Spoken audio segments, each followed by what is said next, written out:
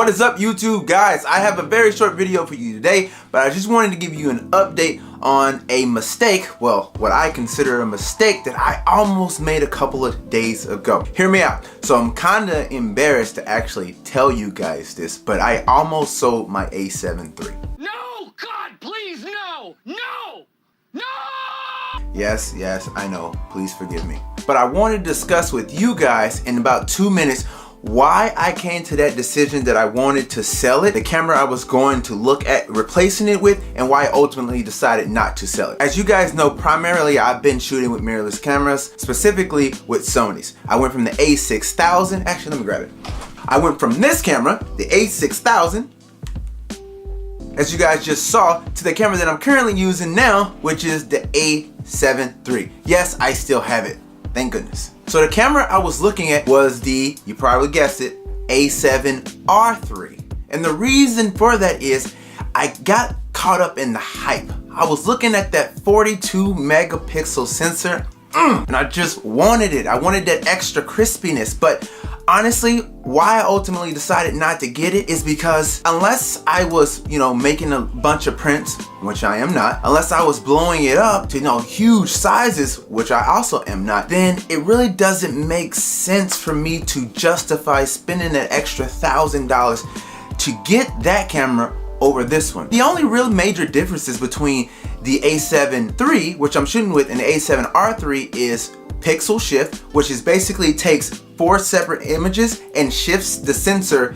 each time you take it, and it combines that into an ultimate high resolution image that you can then, through software on the computer, combine and output that. You can't do it inside the camera yet, but you can do it. Now that's really useful for landscape photographers who are shooting on a tripod. You absolutely need a tripod because any shake at all will just destroy the image. Two major key advantages of 42 megapixels and a pixel shift, I really wouldn't be using all the time. So you might ask me, so why were you looking into it? Well, I have what they call GAS. If you guys don't know what GAS is, it's called Gear Acquisition Syndrome. So I'm self-diagnosed. I know I have that issue. I see the latest and greatest things and I just have to have it. I don't know what my issue is, but I'm sure some of you guys can relate though. And the problem is we get so caught up on what the latest gear is, or what the newest camera is, whether it be Nikon, Sony, whether it be Fuji or anyone, and we get so paralyzed that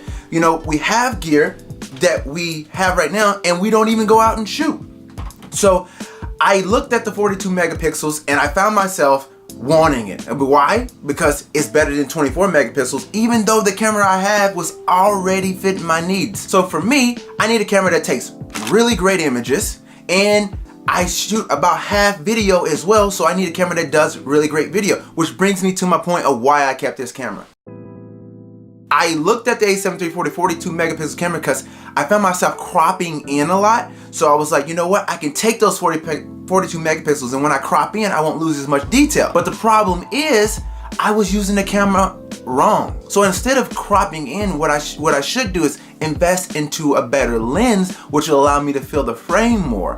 So I was essentially going to buy the a7R III and use it as a zoom lens. Don't get me wrong, I do like the flexibility, but I needed to focus on what the use of the camera was. And then also another advantage of the a7R III is the viewfinder, as when you actually look up into the camera itself, these have EVS. It's a little bit better on the a7R III, and the screen on the back of the a7R III is a little bit more detailed. I plan on buying a monitor anyway. I'm looking at the Ninja 5, so you guys subscribe here. So as soon as that's released, I'm gonna buy that and I'm gonna review that here. So I'm like, most of the advantages, except for the 42 megapixels, I already have in this camera. And what ultimately it came down to is the video.